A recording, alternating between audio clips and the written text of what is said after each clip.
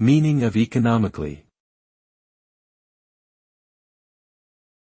Economically. Economically. Economically. Economically. Economically refers to actions or situations that involve the production, distribution, and consumption of goods and services. It relates to how resources are allocated and used in a society or organization to generate wealth and improve living standards. Positive economic outcomes include increased productivity, job creation, and higher standards of living, while negative ones can lead to inflation, unemployment, and poverty.